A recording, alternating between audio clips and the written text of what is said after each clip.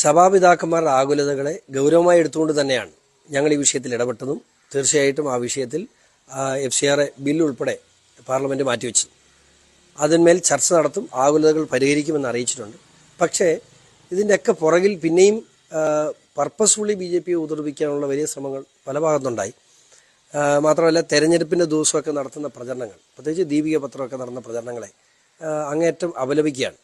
ഇത്തരത്തിൽ ഒരു കാര്യം മാത്രം ചിന്തിച്ചാൽ മതി, ഈ പിന്തുണയ്ക്കുന്ന KC വേണുഗോപാലും ജോസ് കെ മാണിയും ഇവരൊക്കെ സഭയ്ക്ക് വേണ്ടി എന്തു ചെയ്തു, അല്ലെങ്കിൽ സഭയ്ക്ക് നിർണായകമായ നിലപാട് ഉണ്ടാകേണ്ട സമയത്ത്, സഭയ്ക്ക് അനുകൂലമായ നിലപാട് ഉണ്ടാകേണ്ട ഒരു സമയത്തും, അത് 80-20 വിഷയമാകട്ടെ, പള്ളുരുത്തി വിഷയമാകട്ടെ, മുനമ്പം പ്രശ്നമാകട്ടെ, സംവരണ വിഷയങ്ങളാകട്ടെ, JB കോശി കമ്മീഷനാകട്ടെ, റബ്ബറിൻ്റെ വിലയാകട്ടെ, ഇതെല്ലാം എടുത്ത് നോക്കിയോ, ഇവിടെ എന്നും ഒന്നിനും ഇടപെടാത്ത ഇവർക്ക് വേണ്ടി ഈ ചില വ്യക്തികൾ, സഭ എന്ന് ഞാൻ പറയില്ല, ചില വ്യക്തികൾ വിടുപണി ചെയ്യുന്നുണ്ട്.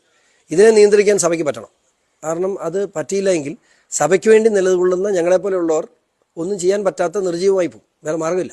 കാരണം ഇതുമായിട്ട് വരുമ്പോൾ ഇന്നലത്തെ പത്രം എടുത്ത് വെച്ചിട്ട്, ഇന്നലത്തെ ദീപിക പത്രത്തിൻ്റെ ഫ്രണ്ട് പേജ് എടുത്ത് വെച്ചിട്ട് അമിത്ഷാജി ചോദിക്കുക, നിങ്ങളല്ലേ സഭയ്ക്ക് വേണ്ടി ഇന്ന കാര്യങ്ങൾ ആവശ്യപ്പെട്ടത്, നിങ്ങൾ പറഞ്ഞിട്ടല്ലേ FCR ബില്ല് മാറ്റി വെച്ചത്, ഇതെന്താ എന്ന് ചോദിച്ചാൽ ഞാൻ എന്താ പറയുക?